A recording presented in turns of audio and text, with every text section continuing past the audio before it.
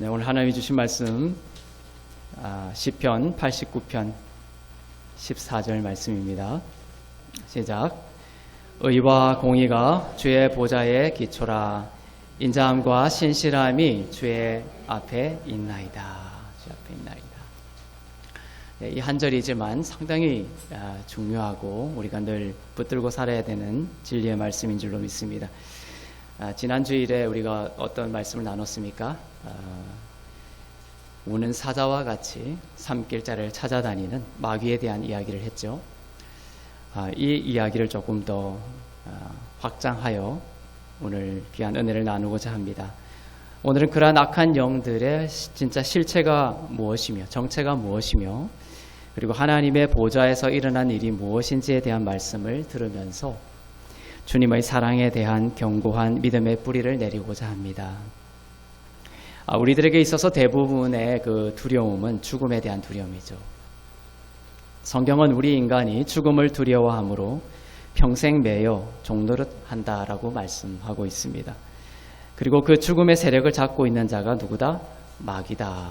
마귀가 그 죽음의 세력을 잡고 있고 그 마귀가 그 죽음의 세력을 잡고 있기 때문에 우리가 그 죽음에 두려워하게 함으로써 평생 종노릇하게 만드는 그러한 일들이 벌어지고 있습니다. 난 죽음이 두렵지 않아요. 이렇게 말하는 사람이 있을지 모르지만 성경은 우리를 만드신 하나님은 분명히 이렇게 말씀하고 있는 거예요. 우리 깊은 심령 가운데에는 이런 죽음에 대한 두려움이 있다. 하지만 예수께서 여기서 끊으셨어요. 신약의 성도들은 죽음을 두려워하는 자가 아니게 된 줄로 믿습니다. 이런 히브리서 2장 14절부터 15절 말씀을 한번 읽어보겠습니다. 시작. 자녀들은 혈과 육에 속하였음에 그도 또한 같은 모양으로 혈과 육을 함께 지니심은 죽음을 통하여 죽음의 세력을 잡은 자 곧 마귀를 멸하시며 또 죽기를 무서워하므로 한평생 매여 종노릇하는 모든 자들을 놓아주려 하심이니. 네. 이제 곧 성탄절인데 예수님이 이 성탄절에 우리처럼 혈과 육을 지닌 인간이 되신 이유는 뭐라고 하십니까? 그의 죽으심을 통하여 그의 죽음의 세력을 잡은 그의 죽음을 통하여 죽음의 세력을 잡은 마귀를 멸하여 평생 죽기를 무서워하여 죽음에 매여 종노릇하는 온 사람들, 모든 사람들을 해방시키기 위해서입니다. 그런데 모든 자들을 놓아주려 함이니라고 하셨는데 구체적으로 봤을 때는 누구를 풀어주시려고 하는 것이냐면 아브라함 자손들을 자유케 하심으로 붙들어 주시기 위해서입니다. 히브리서 2장 16절 그 다음 구절을 한번 보겠습니다. 시작. 이는 확실히 천사들을 붙들어 주려 하심이 아니요 오직 아브라함의 자손을 붙들어 주려 하심이라. 아브라함의 자손을 붙들어 주려 하심이라. 대상이 오직 아브라함의 자손입니다. 그 죽음의 세력을 잡은 그 마귀의 권세를 멸하셔서 그 평생 죽기를 두려움으로 죽음의 종노릇하는 자들을 풀어주시고자 예수님이 혈과 육을 입으시고 이 땅 가운데 오셨습니다. 성탄절의 의미죠. 근데 그 풀어주려고 하는 대상은 누구냐? 아브라함의 자손이다. 횃불 언약 안에 있는 자들입니다. 그리스도를 믿음으로 그리스도께 속했다면 여러분은 아브라함의 자손입니다. 여러분은 아브라함의 자손인 줄로 믿습니다. 아브라함의 자손에는 구약의 성도들도 포함됩니다. 신약의 성도들도 있지만 구약 시대 때도 성도가 있어서 구약의 성도들도 포함이 되죠. 히브리서 2장 15절에서 죽음에 대한 두려움에 갇혀있는 자들은 문맥상 구약에 등장하는 하나님의 백성들이 겪었던 그 두려움을 뜻합니다. 구약의 성도들은 하나님을 알긴 했지만 무엇을 몰랐냐? 성취된 구원에 대해서는 분명하게 알지 못했습니다. 희미하게 알 뿐이었죠. 우리처럼 여러분들처럼 예수님이 구원을 성취하셨다, 완성하셨다라는 것을 분명하게 알지 못했습니다. 예수님으로 인해 죄와 사망의 문제가 해결되었다라는 것을 몰랐습니다. 그리하여 예수를 믿을 때에 하나님과 우리 사이에 어떠한 장애물도 없는 것이 되었으며 영원한 화목이 되었다. 하나님과 우리 사이에 영원한 화목이 이루어졌다는 것을 알지 못합니다. 구약의 백성들은 이처럼 예수님의 공로를 알지 못했기 때문에 하나님을 믿으면서도 두려움이 있었던 거예요. 그래서 오늘 히브리서에 이런 말씀을 하는 겁니다.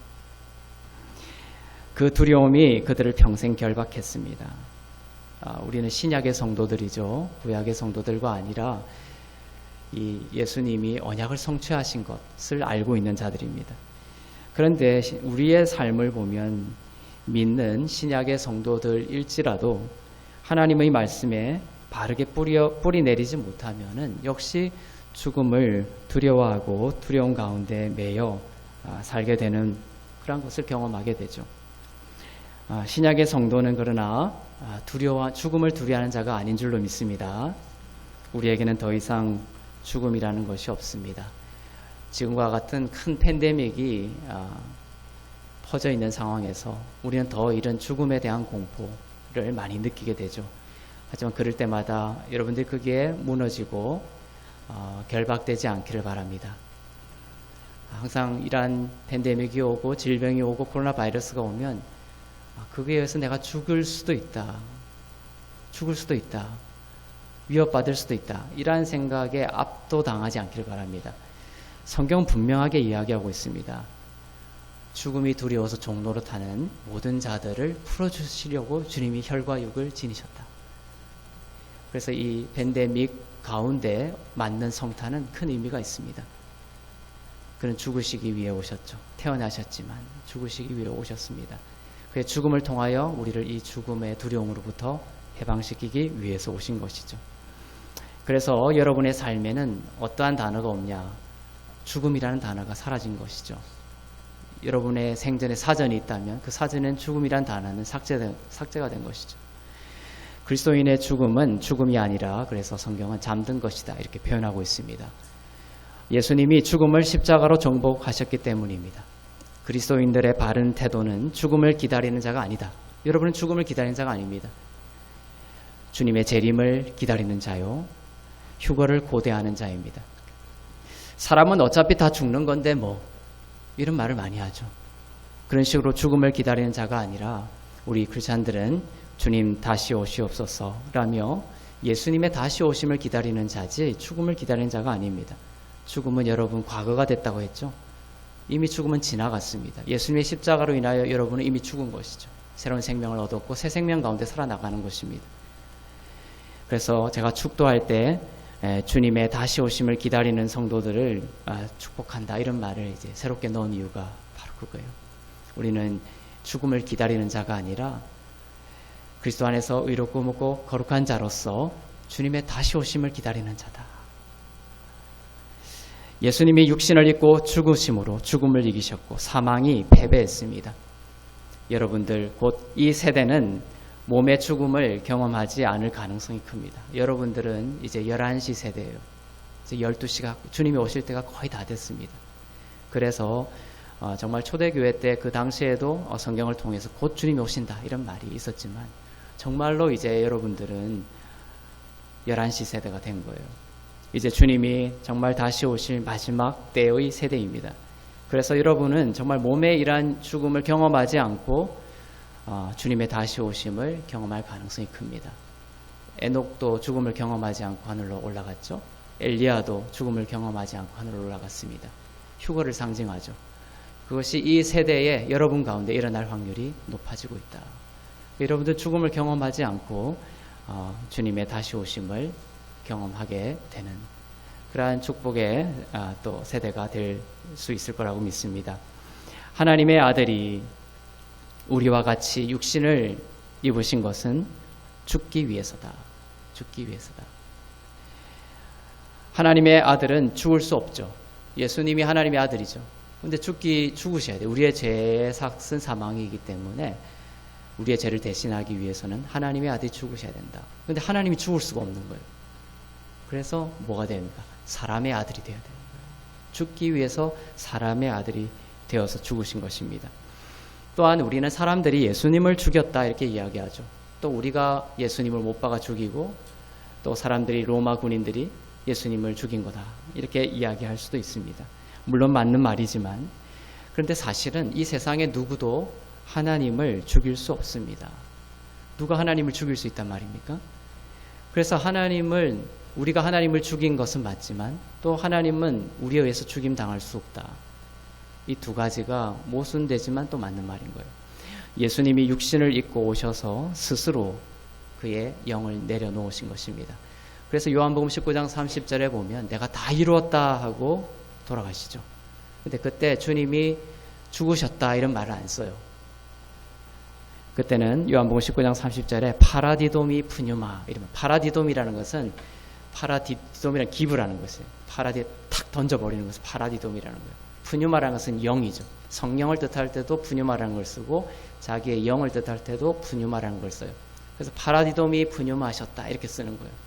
그러니까 주님이 스스로 자기의 영을 내려놓으신 거예요.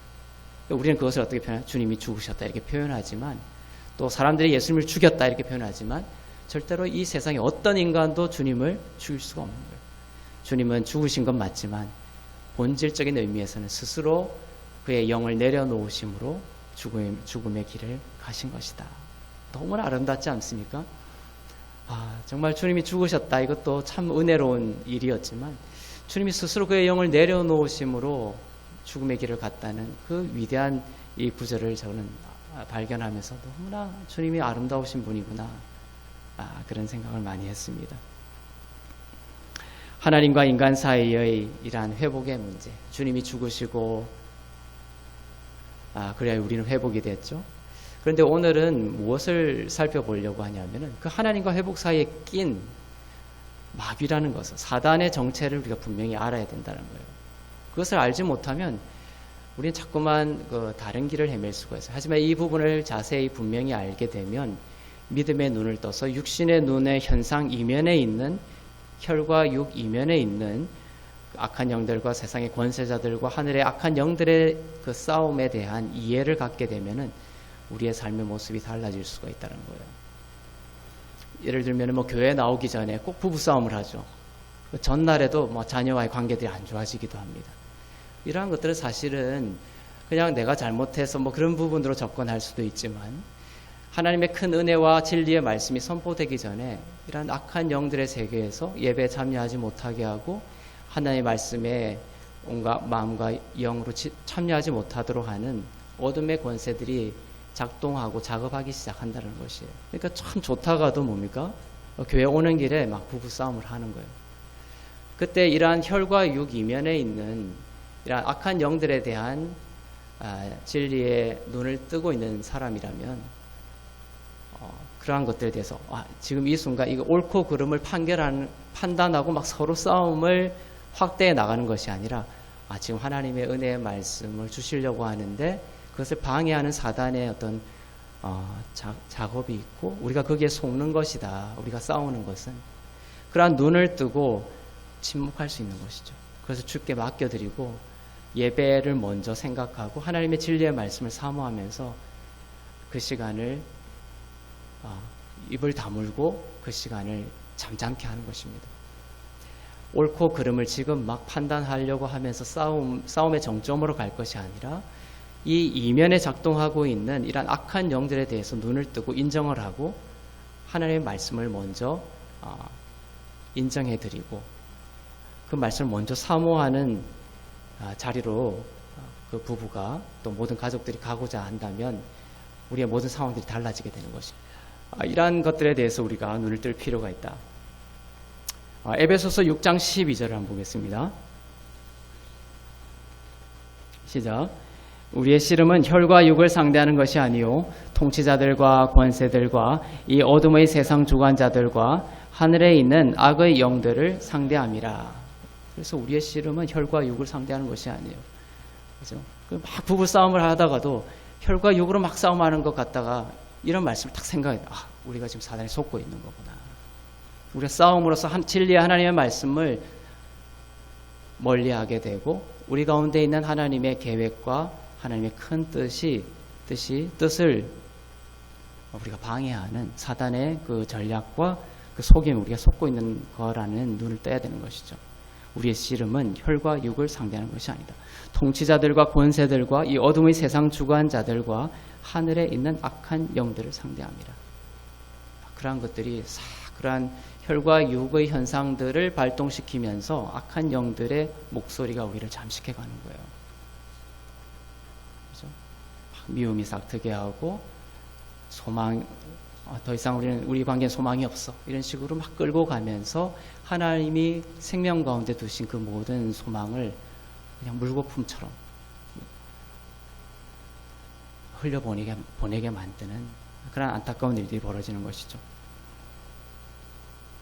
그럴 때는 우리는 그 혈과 육에 대한 싸움 이면에 있는 이 사단의 속임에 대해서 자각하면서 빛을 선택하고 어둠의 목소리를 선택하는 것이 아니라 빛과 진리와 영광의 말씀을 선택하면서 그 자리로 나아가는 것이 필요하다라는 것입니다. 인간이 창조되기 전에 하나님과 천사 사이에 벌어진 일이 있습니다. 이처럼 우리는 하나님과 인간 사이의 이런 관계에 대해서 우리가 이야기들을 많이 하고 교회에서 우리가 말씀을 선포하고 신앙생활을 하는데, 이러한 인간이 창조되기 전에 하나님과 천사 사이에 벌어진 일들에 대해서 우리가 눈을 떠야 되는 것이에요. 창세기에 보면 하나님이 우리를 창조하시면서 막 시작하시죠. 그런데 인간을 하나님이 창조하기 전에 어떤 일이 벌어졌던 거예요. 창세기에서 하나님이 인간을 빛을 창조하시고 인간을 창조하는 그 창세기의 기사들이 쭉 기록이 되어 있지만, 그러한 창조 기사가 펼쳐지기 전에 하나님의 보좌에서 어떤 사건이 벌어진 거예요. 그것이 인간의 창조 이후에 인간의 타락에 큰 연결되어 있는 부분이다라는 것입니다. 인간이 존재하기 오래전에 하나님은 먼저 천사를 만드셨습니다. 하나님이 인간을 창조하기 전에 천사를 먼저 만드셨다는 거예요. 그 천사들 세계에서도 어떤 통치가 있었고 위계 질서가 있었습니다. 천사들 세계에서 정부처럼 위계 질서가 있어요. 천사들의 세계에도 통치자들과 권세들과 어둠의 세상 주관자들과 하늘에 있는 악한 영들, 이것이 다 위계 질서인 거예요. 마치 정부와 같은 위계 질서가 있습니다. 그런데 처음에는 하나님이 천사들을 만들 때 처음에는 악한 영이 없었어요. 처음에는 천사들만으로 피조가 되었습니다. 그런데 천사들 중에 최상위층은 히브리어로 케부르라고 합니다. 천사들을 막 창조했는데 그 위계 질서에서 가장 상위층을 케부르라고 합니다. 우리 성경에는 뭐라고 번역이 되어 있습니까? 그룹이라고 번역. 케부르를 그냥 우리 한글말로 번역할 마땅한 단어가 없기 때문에 케부르를 그룹 이렇게 번역을 했습니다. 네. 이 케부르의 복수형이 뭐냐면 케루빔입니다. 임이라는 것이 붙으면 복수형이에요. 천사들 해서 케루빔이 되는 겁니다. 그럼 번역은 어떻게 돼요? 그룹들 이렇게 되는 거죠. 그룹들. 그래서 사단은 우리를 속여서 이러한 천사들, 이 천사들이 위계 질서가 있고 상당히 군대와 같은 아주 막강한 권세를 가지고 있습니다. 그런데 사단이 우리를 속이는 방법 중에 하나는 이러한 천사들이 마치 우리 TV 같은 데 보면 한쪽에 막 내가 이거 할까 저거 할까 막 할 때 막 여기서 아기 천사 같은 게 막 나와가지고 막 이렇게 하라고 막 갖고 막 이렇게 하죠. 사실 그런 것들이 어떻게 보면 사단의 우리의 잘못 심어주는 생각들이에요. 사단은 그런 아기 천사처럼 막 기저귀 같은 걸 차고 나와가지고 우리를 막 이렇게 하는 그런 연약한 존재들이 아닌 거예요. 지금 사단에 대해서도 뭐라고 합니까? 악한 영들, 통치자들과 권세들과 어둠의 세상 주관자들과 하늘의 영들이라고 선포하는 거예요. 그게 타락한 천사인데도 불구하고. 그런데 우리를 섬기라고, 성도들을 섬기라고 천사들을 보내주셨다고 되어 있거든요. 여러분들 각자에게 하나님이 맡기신 천사들이 있어요.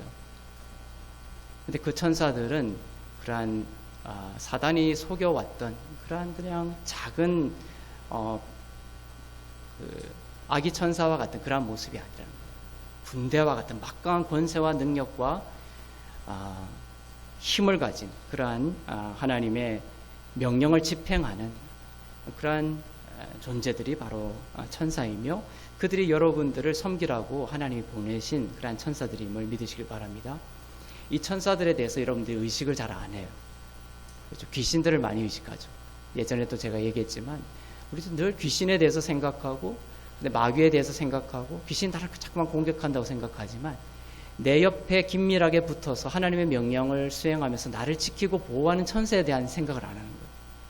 그렇지만 히브리서에 보면 하나님이 성도들을 섬기라고 천사들을 보내주셨다고 했고 각자에게 그를 섬기는 천사들이 다 있어요. 그 천사들을 여러분들이 늘 생각하셔야 돼요.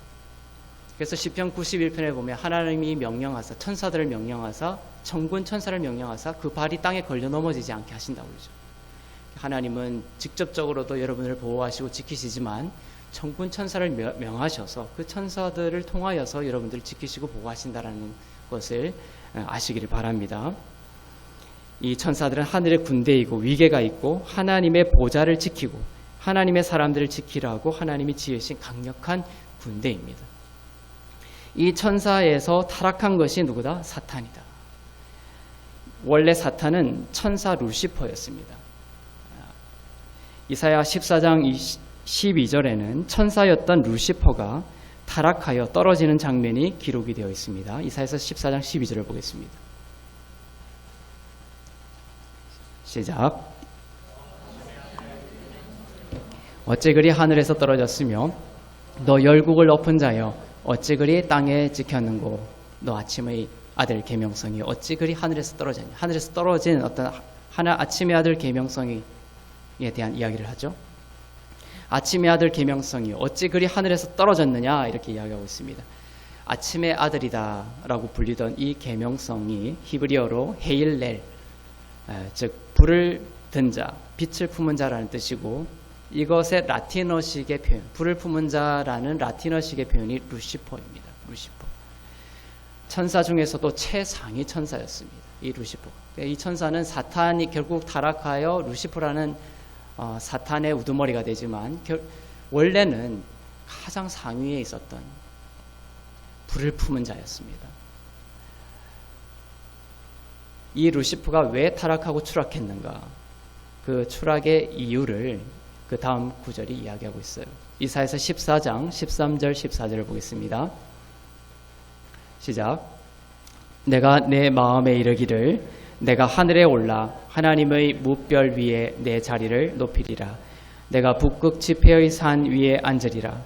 가장 높은 구름에 올라가 지극히 높은 이와 같아지리라 하는도다. 그렇죠? 이 루시퍼가 이렇게 어느 날 그런 생각이 든 거예요. 인간이 창조되기 전입니다. 천사들만 창조되었을 때에 루시퍼가 이런 마음을 갖게 된 거예요. 내 마음에 이르기를 내가 하늘에 높이 올라 하나님의 무별 위에 내 자리를 높이리라. 하나님의 무별은 천사들을 말합니다. 그가 어떤 마음을 품게 되었느냐? 무별 위에 내 자리를 높이리라. 즉 모든 천사보다 높아지는 것을 넘어서서 하나님처럼 되겠다라고 마음을 먹은 것이에요. 무별 위의 자리는 보좌입니다. 무별 위의 자리는 보좌. 그 보좌의 자리의 자리를 펴겠다는 것이에요. 루시퍼는 하나님의 보좌를 찬탈하고자 한 것입니다. 천사 루시퍼의 타락의 이유는 하나님의 보좌를 찬탈하고자 한 것이다. 그것을 불이다. 이 불의의 최상이죠. 그런 마음을 품은 루시퍼에게 하나님은 다음 구절에서 이렇게 말씀하십니다.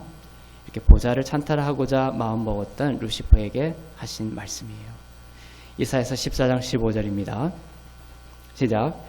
그러나 이제 내가 수올 곧 구덩이 맨 밑에 떨어짐을 당하리로다. 하나님의 저주를 받고 수올 곧 지옥의 맨 아래로 추락해버리고 맙니다. 에스겔 28장에 보면 마귀에 대한 또 다른 이야기가 나옵니다. 28장 보면 에스겔 28장에 보면 두로에 대한 이야기가 나옵니다. 7 이방에 대한 이야기가 나오는데 그 중에 두로에 대한 이야기가 기술이 되고 있어요. 이 두로라는 이방 나라에 대한 이야기이지만 그 두로의 이야기를 하면서 하나님은 그 배후에 있는 이 사단에 대한 이야기를 이중적으로 하고 있는 거예요. 에스겔 28장에 보면 두로의 왕자라고 시작을 합니다. 왕자. 나기드, 프린스라는 나기드라는 단어로 시작을 합니다. 두로의 그 왕자에 대한 이야기를 하고 있어요. 왕이 아니라 왕자라고 기술을 시작합니다. 하나님께서 하나님의 선지자를 보냅니다. 두로 지도자에게. 두로는 지금의 레바논이 있는 곳이에요. 두로는 원래 섬이었습니다. 두로인들은 그리스인들이 쳐들어왔을 때에 결코 그리스인들이 자기들을 정복하지 못할 것이라고 호언장담했어요. 아주 자신만만한 그 국방이 아주 강하다 이렇게 호언장담했죠. 그러나 이 그리스의 알렉산드 장군은 육지로부터 섬인 두로까지 어떻게 공격했냐? 섬에 아주 강력한 성을 쌓고 두로가 아주 강력하게 진을 치고 있었죠. 근데 알렉산더가 어떻게 그 두로를 점령했느냐 하면은 방파제를 쌓은 거예요. 계속 오랜 시간을 거쳐서 조금씩 섬으로 방파제를 만들어 가지고 결국 그 방파제로 두로까지 길을 만들어 버린 거예요. 그리고 그 길을 따라서 군사들을 이동해서 두로를 정복하고 말았습니다. 이 선지자는 이런 두로의 왕자에게 예언을 위해서 보냄을 받습니다. 그런데 그 예언을 쭉 읽어가다 보면 중간에 용어가 싹 바뀌어버리는 거예요. 처음에는 두로 왕자에 대한 이야기를 나기드라고 해서 두로 왕자에 대한 이라는 표현이 나오는데 대상이 바뀌어버리는 거예요. 왕, 즉 멜렉이라는 단어, 에스겔 24장 12절에 보면은 이 멜렉이라는 단어로 싹 바뀌어버려요. 나기드에서 멜렉으로 바뀝니다. 왕자가 왕으로 싹 바뀌어버리는 거예요. 이 왕이 누구냐 하면 바로 어둠의 영이다. 어둠의 존재라는 거예요. 두로에 대한 이야기를 표면적으로 하면서 본질적으로는 누구에 대한 이야기를 하려고 했냐면 두로 이면에 있는 모든 나라와 육신의 눈으로 보이는 그 나라 이면에 작동하고 있는 어둠의 영들에 대한 이야기를 하고 있는 거예요. 사단을 말합니다. 그래서 여기서도 천사였다가 결국은 처음엔 천사였지만 결국 불의가 드러나서 추락하게 된 루시퍼의 이야기를 이 두로에 대한 이야기에 붙여서 하고 있는 거예요. 두로에 대한 이야기에 붙어있는 에스겔서 28장 14절 15절을 보겠습니다. 시작. 너는 기름 부음을 받고 지키는 그룹임이여 내가 너를 세움에 내가 하나님의 성산에 있어서 불타는 돌들 사이에 왕래하였도다. 내가 지음을 받던 날로부터 내 모든 길에 완전하더니 마침내 내게서 불의가 드러났도다. 그렇죠? 지음을 받던 날로부터 모든 일에 완전했는데 결국 불의가 드러나죠. 기름 부음을 받고 지키는 그룹이었다라고 되어 있습니다. 그러니까 두로에 대한 이야기가 어떻게 변하는 거예요? 루시퍼에 대한 이야기로 바뀌게 되어 있는 거죠. 기름 부음을 받고 지키는 그룹이다. 이 천사가 하나님의 성산에 왕래하는 자였고 기름 부음을 받고 지키는 그룹이었다 이렇게 되어 있습니다. 지키는 그룹. 여기서 지키는 그룹에서 지키다라는 히브리어 단어가 사칵입니다. 사칵. 이것은 지키다라는 의미도 있고 덮다라는 의미도 있습니다. 이 케루빔의 가장 최고의 역할은 뭐냐면 지키는 자였다라는 거예요. 덮는 자라는 것입니다.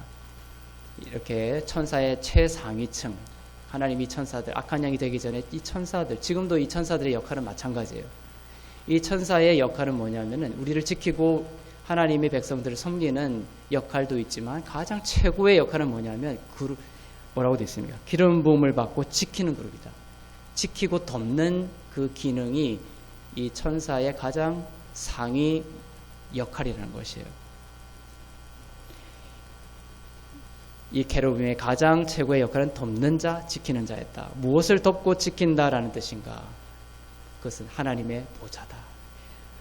하나님의 보좌를 지키고 덮는 역할, 그것이 바로 천사의 가장 최고의 역할이었다는 거예요. 성경에는 이 보좌를 속죄소를 통해서 나타냅니다. 케루빔이 카삭하고 있는, 지키고 있고 덮고 있는 장면을 출애굽기 25장 20절에서 잘 보여주고 있습니다. 그룹들은 그 날개를 높이 펴서 그 날개로 속죄소를 덮으며, 이 카삭이란 단어예요. 속죄소를 보면은 두 천사가 이렇게 있습니다. 두 천사가 그 날개로 속죄소를 카삭하고 있다. 이렇게 되어 있어요. 그 속죄소의 그림이 바로 하나님의 보좌를 지키고 있는 천사들의 모습을 상징하는 모습이라는 거예요. 날개로 속죄소를 덮으며 그 얼굴을 서로 대하여 속죄소를 향하게 하고 이렇게 되어 있어요. 이 속죄소의 모습을 한번 볼까요? 사진으로.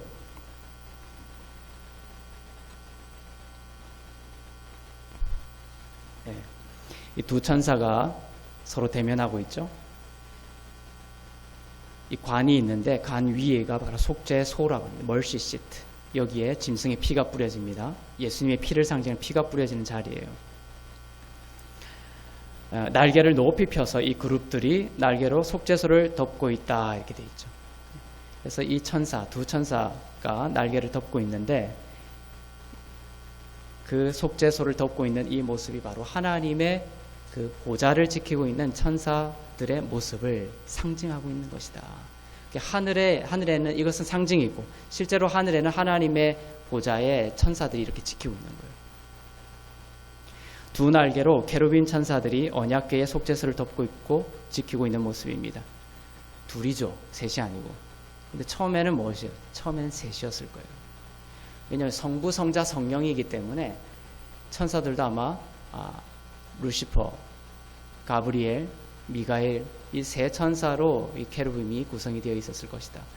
근데 루시퍼가 하나님의 보좌를 찬탈하고자 그 불의가 드러남으로 이날 수월에 떨어짐으로 말미암아 하나님의 보좌를 지키는 천사가 이렇게 둘이 되어 버립니다. 그래서 이 언약궤를 지키고 있는 천사 둘의 이름은 뭐다? 미가엘과 가브리엘이다. 가장 위에 있는 지금은 이제 루시퍼가 가장 천사 상위층이 아니라 미가엘, 그다음 가브리엘이에요. 미가엘이 천사장입니다. 그리고 그 명령을 다시 수행하는 가브리엘이 하나님의 명령을 받고 하나님의 사람들 찾아와요. 그래서 마리아에게도 와서 수태고지, 예수가 태어날 거다. 어떤 천사가 고지합니까? 가브리엘 천사가 고지하는 그런 식으로. 천사의 최상위층에 미가엘이 있고 그 다음에 이제 가브리엘이 있습니다.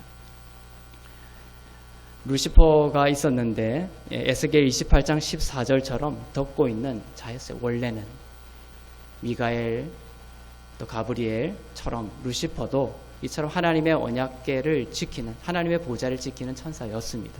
그러나 타락하고 말았고 출애굽기 25장의 성막 언약궤에는 이제 두 체루빔 미가엘과 가브리엘만 앉아 있는 것입니다. 예수님이 돌아가시죠. 예수님이 돌아가셨을 때 제자들이 갔을 때 제자들이 본 것이 뭡니까? 두 천사예요. 천사가 예수님의 그 무덤에 앉아 있었다 이렇게 돼 있어요. 두 천사가 누구였을까요? 미가엘과 가브리엘이.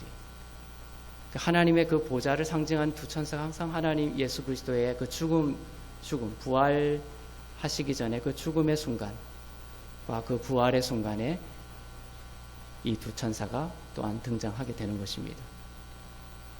그래서 이 속죄소의 위에 두 천사가 이렇게 있는 모습은 이 속죄소의 모습이기도 하고 하나님의 그 보좌를 지키고 있는 두 천사의 모습이기도 하고 예수님의 그 부활하실 때에 무덤 속에서도 이 모습이 나타나고 계속 이것이 반복이 되고 있는 것이에요. 성막의 지성소 안에 있던 이 언약궤의 속죄소 위에 이 케루빔 천사들이 앉아 있었는데 이 앉아 있는 속죄소가 바로 하나님의 보좌를 상징하는 자리입니다. 이 속죄소에 예수님의 피가 뿌려지는 것이에요. 그래서 다윗의 여러 시편에서 하나님께서 그룹들 사이에서 거하신다 이렇게 표현하고 있는 것입니다. 그룹들 사이에서 다스리신다 이렇게 노래하기도 합니다. 다윗이 이 언약궤를 두고 한 표현입니다. 천국에 있는 하나님의 진짜 보좌를 모형으로 나타내는 그림이다 라는 겁니다. 이 그룹들은 하나님의 보좌를 지키는 존재들입니다. 보좌를 지키는 존재들이다. 그런데 하나님의 보좌는 오늘 본문 말씀이 이제 등장하는 거예요. 이 천사들은 하나님의 보좌를 지키는 자들이고 루시퍼도 원래 하나님의 보좌를 지키는 천사였는데 타락했어요. 근데 이 보좌는 하나님의 보좌는 어떤 기초를 가지고 있냐면 어떤 자리냐면은 의와 공의를 나타내는 자리라. 하나님의 보좌의 기초가 오늘 본문에 보면 의와 공의라는 거예요. 그러니까 천사들이 뭘 지키는 자들이라는 거예요. 하나님의 보좌를 지킨다는 말의 의미는 하나님의 의와 공의를 지키는 자들이 이 천사들의 역할이라는 것이에요. 원래 역할이. 시편 89편 14절 보겠습니다. 오늘 본문 다시 한 번 더 보겠습니다. 주의 보좌, 하나님의 보좌의 기초가 무엇이고 그 보좌의 기초가 나중에 예수 그리스도를 통하여 어떻게 이제 주의 앞에 뭐가 있는지까지 생각하면서 보겠습니다. 시작. 의와 공의가 주의 보좌의 기초라. 인자함과 진실함이 주 앞에 있나이다. 이 말이 한 구절이고 짧은 구절이지만 엄청난 진리, 십자가와 복음의 진리를 다 담고 있는 구절이에요. 이 보좌의 기초는 두 가지다. 즉 의와 공이다. 의와 공이다. 이것 때문에 예수님이 오실 수밖에 없었어요. 이 영어로 이 의는, 의와 공이라고 하는 것 중에 의는 righteousness, 의라는 것은 히브리어로 체데크입니다. 그리고 영어로 이 공의, justice인 이 공의는 히브리어로 미셔팟이라고 합니다. 이 그룹들은 이 의와 공의를 지키는 존재였지만 그 중에 루시퍼는 하나님의 이 보좌를 찬탈하려는 불의가 드러나서 추락하고 말았다라고 기록이 되어 있죠. 에스겔 28장 15절을 다시 보겠습니다. 시작.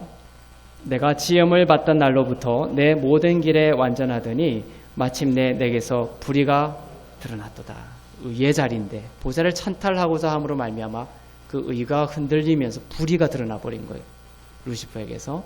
그래서 추락하고 만 것입니다. 완전했지만 의와 공의를 지켜야 될 존재가 보좌를 찬탈하고자 시도함으로 말미암아 불의가 드러나 버린 것입니다. 그리고 떨어져서 추락하고 말았습니다. 그리고 사단의 괴수가 된 것이죠. 그런데 문제는 뭐냐면은 이 루시퍼의 마음은 지금도 변하지 않았다는 거예요. 하나님의 보좌를 찬탈하고 그 말의 뜻은 뭐라고요? 하나님의 의와 공의를 흔들려고 하는 것이죠. 그게 루시퍼의 마음이었던 거예요. 추락한 루시퍼의 마음. 추락할 수밖에 없었던 루시퍼의 죄였던 거예요. 의와 공의를 흔들려고 했던 그 루시퍼의 마음은 지금도 변하지 않았다. 여전히 그의 목표는 하나님의 보좌를 찬탈하려는 것입니다.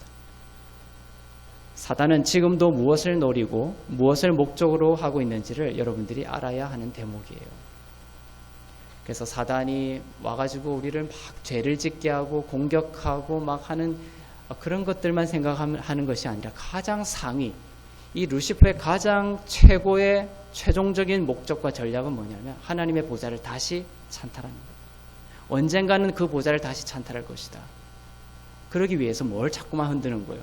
의와 공의, 그걸 자꾸만 흔드는 거예요. 하나님의 보좌의 기초가 의와 공의라고 했습니다. 하나님의 보좌를 찬탈한다라는 것은 바로 이 의와 공의를 흔들어 버리는 것입니다. 하나님께서 의와 공의를 타협하도록 만들면 사단이 보좌를 찬탈할 수가 있습니다. 루시퍼가 다시금 하나님의 보좌를 찬탈할 수 있는 방법은 뭐냐면 하나님이 이 의와 공의를 타협하게 만들면 돼요. 이 말이 중요한 의미입니다. 하나님이 이 의와 공의를 타협하게 만들면 루시퍼는 다시금 하나님의 보좌를 찬탈할 수 있다. 즉 하나님은 우리에게 의를 주시기를 원하시죠. 왜냐하면 우리는 원래 의로운 자였지만 죄를 지음으로 말미암아 의에서 멀어진 거예요. 예수님이 오심으로 말미암아 죄의 문제를 해결하시고 우리에게 의를 회복시켜 주시기를 원하셨던 거예요. 그러니까 하나님은 우리에게 의를 첫사람 아담과 같이 의를 회복시켜 주시기를 원하셨던 거예요. 그런데 우리에게 있는 이 죄의 문제가 해결되지 않고 의를 주시면 하나님은 공의의 하나님이 아니시게 됩니다. 그래서 하나님이 공의를 타협하게 되는 거예요. 하나님이 우리에게 의를 주고 싶은데 그래 아이고 명곤이 너가 참 귀엽구나. 참 내가 너 사랑한다. 의 받아라. 주면 하나님이 어떻게 됩니까? 공의를 타협해버리게 돼요. 왜냐하면 나는 죄 가운데 있는데 이 죄의 문제를 신의 피를 통하여서 해결하지 않은 채 죄인된 나에게 의를 줄 수가 없다는 거예요. 왜냐하면 죄인된 내가 죄인이라면 이 죄인은 하나님의 공의의 심판을 받아야 되는 게 하나님의 속성이에요. 그게 공의의 속성이거든요. 그러한 공의에 합당한 심판이 없이 그냥 의를 주게 되면 하나님은 공의를 타협한 하나님이 되는 것이다. 그러면 보좌가 흔들리게 되고 루시퍼가 다시금 하나님의 보좌를 찬탈할 수 있게 되는 것이에요.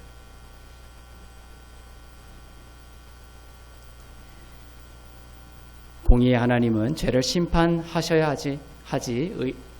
심판하심으로 인하여 우리에게 의를 주실 수가 있는 것이에요. 의를 희생하고 사랑의 행위를 하실 수가 없습니다. 공의를 희생하고 자비를 베풀 수가 없어요. 여러분을 사랑하고 여러분에게 자비를 베풀고 싶지만 정말 그렇게 하고 싶으세요, 하나님은. 그런데 예수님의 십자가 없이 그렇게 하신다면 하나님은 공의를 타협해버리고 마는 것이다. 보좌가 흔들려버리는 거예요. 마귀의 교활한 계획은 하나님이 사람을 너무도 사랑하셔서 그의 공의를 타협하시게 만드는 것이에요. 공의가 주의 보좌의 기초이기 때문입니다. 하나님이 그것을 한 번이라도 타협하시면 보좌가 무너지고 루시퍼는 보좌를 찬탈하게 됩니다. 이 딜레마를 해결하시기 위해 예수님이 오신 것입니다. 예수님의 십자가 때문에 하나님께서는 의와 공의에 대해 타협하지 않고서도 우리에게 의를 선물로 주실 수가 있게 된 거예요. 우리의 어떤 죄와 연약함에도 불구하고 우리에게 축복하실 수 있게 되신 거예요. 우리에게 의를 선물로 주시는 사랑의 행위를 주님이 이 공의를 타협하지 않고서도 하실 수 있게 된 기초가 만들어진 것입니다. 예수님의 십자가로 인한 은혜와 진리 때문이죠. 우리의 죄로 인해 공의의 하나님께서 우리를 심판하셔야 하지만 예수님이 그 공의의 심판을 대신 받으심으로 뭐가 해결된 거예요?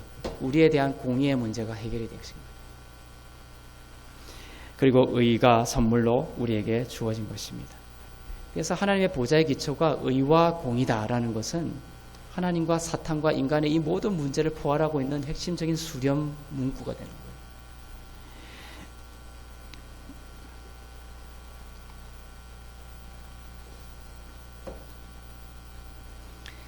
그래서 오늘 본문 시편 89편 14절에는 의와 공의가 주의 보좌의 기초라고 한 뒤에 인자함과 진실함이 주 앞에 있다라고 선포하고 있는 것입니다.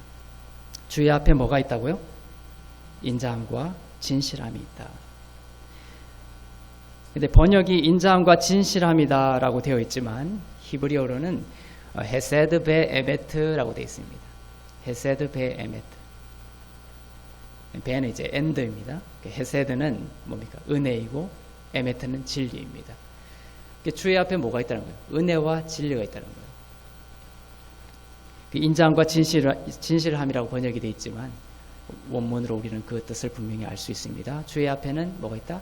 은혜와 진리가 있다. 그래서 요한복음 1장 17절에 보면 율법은 모세로부터 주어진 것이지만 은혜와 진리는 헤세드 베에메트, 이 은혜와 진리가 거기서 나옵니다. 은혜와 진리는 예수 그리스도로 말미암아 온 것이다. 그래서 주의 앞에 이 은혜와 진리 때문에 주의 보좌의 그 의와 공의의 기초가 이제 흔들리지 않게 된 것인 거예요. 그 한 문장이 예수 그리스도까지 다 포괄하고 있는 진리의 말씀입니다. 예수 그리스도의 십자가가 성취하신 은혜와 진리 때문에 의와 공의를 기초로 하고 있는 하나님의 보좌가 더 이상 흔들리지 않는 영원한 보좌로 성도들에게 주어진 것입니다. 보좌를 찬탈하고자 하는 사단의 목적은 변한 적이 없다라고 했습니다. 지금도 여전합니다. 패배했음에도 불구하고 말입니다. 자, 이제 여러분들이 생각을 하셔야 돼요. 사단이 오늘도 여러분들 공격할 거예요. 마귀가 여러분들을 공격할 겁니다. 어떤 식으로? 보좌를 찬탈하는 방식으로. 그러니까 이미 예수 그리스도의 은혜와 진리를 통하여서 주의 앞에 은혜와 진리가 있다고 했는데 이 은혜와 진리를 통하여서 예수의 십자가를 통하여 이제 보좌의 기초가 영원히 흔들리지 않는 반석, 그러한 보좌가 된 거예요. 이 의와 공의가 완성됨으로 말미암아 하나님이 우리에게 주신 이 의는 영원한 의가 된 것이에요. 이제 사단이 이 보좌를 흔들려고 한다는 뜻은 뭐냐 하면은 우리에게 이 공의의 만족을 통하여 십자가를 통하여 우리에게 공의의 만족을 통하여 주신 이 영원한 선물로 주신 의를 흔드는 방식을 통하여 하나님의 보좌를 찬탈하고자 한다는 것입니다. 십자가 이후에 이 사탄의 보좌 찬탈 시도가 이렇게 바뀐 거예요. 그러니까 십자가 전에는 뭡니까? 공의의 하나님이기 때문에 타협하지 않으시는 하나님의 속성 때문에 인간이 죄를 짓게 만들고 그 죄에 대해서 하나님이 심판하지 않으시면 안 되게끔 심판하지 아니하면 어떻게 돼요? 공의에 대해서 타협하는 하나님 되시는 거예요. 이제 주의 앞에 있는 은혜와 진리 때문에 공의가 만족이 된 거예요. 이제 사탄은 십자가 이후에 사단의 전략은 뭡니까? 인간이 죄를 짓고 연약할 때 넘어졌어요. 십자가가 그 공의를 만족시켰죠. 이제 사단은 하나님이 인간의 죄가 인간에게서 드러났을 때에 그 죄를 하나님이 심판하도록 만드시는 거예요. 그러므로 타협하게 만드는 거예요. 십자가 전과 십자가 이후에 사단의 보좌 찬탈 전략이 어떻게 달라졌는지를 여러분들이 아셔야 되는 거예요. 십자가 이후 사단의 이러한 보좌 찬탈 시도는 하나님의 사람들을 이 보좌에서 멀어지도록 하는 것입니다. 이 보좌에서 보여주신 하나님의 사랑에 대해서 멀어지게 하는 거예요. 성도들의 영혼 속에서 보좌를 무너뜨리는 것입니다. 즉 믿음으로 의롭게 되었음을 부정하는 전략이에요. 행위 구원론으로 속이는 것입니다. 이런저런 선한 행위를 보이지 아니하면 구원이 취소될 거야. 이것이 이제 사단이 십자가 이후에 보좌를 흔드는 방식인 거예요. 우리가 어떤 잘못을 저지를 때마다 여전히 하나님의 공의의 심판 아래에 있다라고 믿게 함으로 성도들 가운데 있는 하나님의 보좌를 찬탈하고자 하는 것입니다. 우리의 죄를 여전히 하나님이 기억하시고 벌하실 것이라고 믿게 합니다. 이것이 십자가 이후의 보좌 찬탈 전략이다. 행위로 하나님의 의를 얻으라고 하고 죄에 빠지면 구원이 취소될 수 있다라고 가르칩니다. 이런저런 안 좋은 일이 일어나면 하나님이 우리의 죄로 인해 심판하는 것이라고 가르칩니다. 우리가 그것을 믿음으로 받아들이면 우리 안에 있는 하나님의 보좌가 흔들려 버리는 거예요. 사단이 역사하기 시작합니다. 율법이 들어오고 사망이 우리를 주장하기 시작하는 거예요. 그러니까 이 보좌가 막 우리 안에 있는 이 믿음으로 말미암아 의롭게 됐다는 이 믿음이 흔들려 버리는 그 시작점으로부터 사망과 그 다음에 저주와 어둠과 안 좋은 일들이 우리를 주장하는 이것들이 흘러오기 시작합니다. 근원을 우리가 바로 잡고 인식하고 이 근원에서 흔들리지 않는 믿음을 가질 수 있기를 바랍니다. 그래서 우리의 더 어두운 생각과 또 그런 사망으로 사단이 끌고 가는 생각들 속에 우리가 사로잡혀 있을 때 거기에서 자꾸만 벗어나려고 애를 쓸수록 더 추락하는 거예요. 그때 우리는 보좌로 다시 나갑니다. 하나님의 은혜의 보좌 앞에 담대히 나간다는 말은 뭡니까? 계속 이 보좌를 너는 의롭지 않아. 너의 행위 때문에 너는 구원이 취소될 수 있어.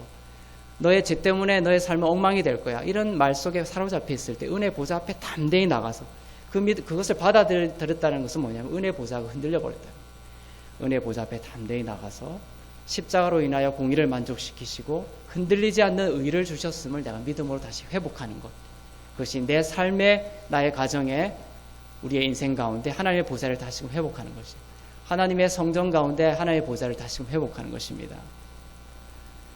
십자가로 인해 공의가 만족이 되었음을 믿으시길 바랍니다. 주의 앞에 있는 은혜와 진리에서 떠나지 않기를 바랍니다. 은혜와 진리에서 떠나지 말아야 돼요. 주의 앞에 있는 은혜와 진리. 믿음으로 의롭다 하시고 그 의를 선물로 주셨어요. 그 의로 선물로 주신 그 의를 결코 돌이키지 않으신다, 하나님께서. 그것을 믿음으로 받을 수 있기를 바랍니다. 영원한 의로 그것을 우리에게 주셨어요. 그리하여 우리가 그 의의 믿음으로 기도하고 선포할 때에 비록 원수의 공격이 있을지라도 이기고 승리하며 형통의 길로 인도함 받을 것을 믿으시기를 바랍니다. 보좌를 중심으로 얼마나 놀라운 일들이 벌어졌습니까? 우리는 그것을 인식해야 됩니다. 그리고 그 보좌가 의와 공의의 그 보좌가 예수의 십자가로 말미암아 공의가 만족이 되고 이제 흔들리지 않는 영원한 의가 여러분에게 주어졌음을 믿으시기를 바랍니다. 자꾸 그 자리로 가야 되는 거예요. 우리의 신앙의 성숙은 어떻게 그 자리로 빨리 가느냐, 어떻게 담대히 염치불구하고 그 자리로 가느냐는 거예요. 자꾸 죄와 어둠 가운데 있을 때 그것을 해결하려고 거기에 계속 머물러 있는 그것이 영적 성숙이 아닙니다. 죄가 드러났을 때 그 죄를 내가 힘으로 막 해결하려고 막 울부짖고 채찍으로 내 등을 때리고 무거운 짐을 지고 그 산을 막 그 돌을 굴려서 산을 올라가는 것과 같은 그런 고행의 삶을 통해서 해결하려고 하는 것이 아니라 예수의 십자가를 의지하여 담대히 은혜의 보좌 앞에 나가서 예수의 십자가로 선물로 주신 의의 믿음 위에 탁 서버리는 거예요. 어떻게 이렇게 빨리 서버리는 거예요? 그것은 그러한 유혹과 어려움이 없다는 것이 아니죠. 빨리 예수의 십자가와 보혈을 의지하여 빨리 그 은혜의 보좌 앞으로 빨리 가는 것. 이것이 이제 영적인 성숙의 그러한 뭡니까 여정이라고 볼 수가 있는 거예요. 은혜 보좌 앞에 빨리 나갈 수 있기를 바랍니다. 그리고 우뚝 선 승리의 십자가를 붙들고 그 십자가에서 흘러내린 감당할 수 없는 주님의 사랑을 여러분의 빈잔에 가득 채우며 하나님의 나라를 온전히 경험하고 전하는 저와 여러분 다 되시기를 주님의 이름으로 축원합니다. 기도하겠습니다.